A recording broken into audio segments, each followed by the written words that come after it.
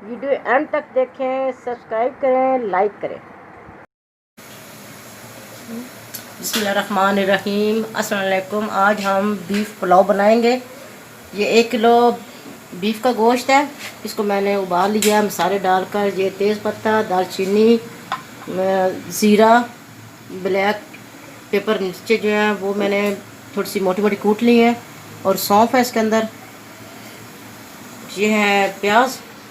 1 kilo चावल है, 1 kilo beef का गोश्त है, और ये इसकी जखनी मैंने बनाई है।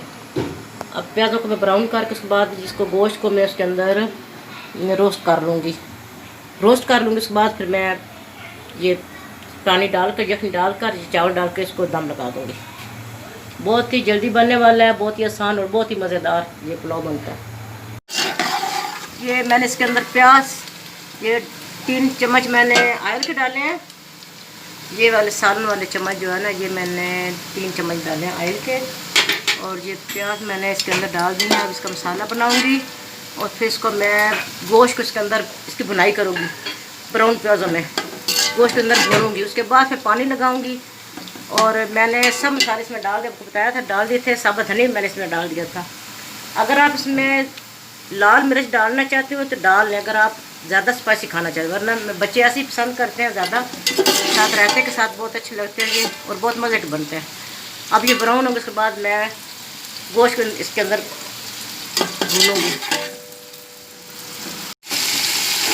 अब मैंने इसके अंदर ये गोश्त डाल दिया है और इसकी मैं भुनाई करूँगी, और साथ में ये लहसुन अदरक का पेस्ट डाल दूँगी साथ ही, क्योंकि ये बीफ का गोश्त है, इसमें लहसुन अदरक बहुत ज़रूरी है डालना।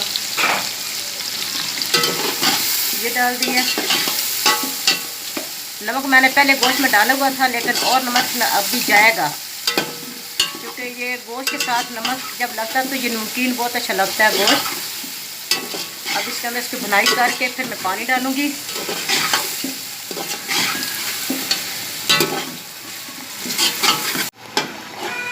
ये मैंने यखनी के 3 गिलास थे, मैंने डाल दिए हैं। अब इसके अंदर दूसरा पानी मैं ऐड करूँगी। ये 4, 5 और ये 6, क्योंकि 3.5 गिलास हैं चावल मेरे। ये वाले मेरे गिलास है, मैं इसके साथ का करती हूँ। ये 3.5 जो है 1 किलो के करीब बनता है। अब इसमें मैंने डाल दिया, क्योंकि ये गोल लाल मिर्च मैंने इसके अंदर डाली हुई है टेस्ट के लिए। अब इसको उबाल आएगा फिर मैं चावल डाल दूँगी इसके अंदर। फिर जब पानी बिल्कुल कम रह जाएगा फिर इसको दम पर लगा दूँगी। फिर मैं आपको दिखाती हूँ। अभी इसके अंदर मैं ये पानी को उबाल आ गया, मैं इसके अंदर चावल ये जो मैंने भिगो के रखे थे इसको मैं इसके अंदर डाल दूँगी, और जब इसके अंदर थोड़ा सा रह जाएगा मैं इसको दम लगा दूँगी।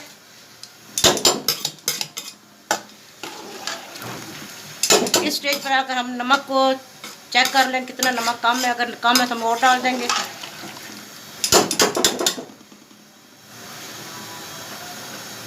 बिल्कुल पूरा मेरा नमक। अब इसको बस पानी कम होगा तो मैं इसको दम पर लगाऊंगी, और 20 मिनट में इसको दम पर लगाऊंगी, फिर मैं आपको दिखाती हूँ। ये हमारा बीफ पुलाव तैयार हो गया, मैंने डिश आउट कर लिया है। साथ ये चूरा सलाद मैंने बनाया, और ये रायता है।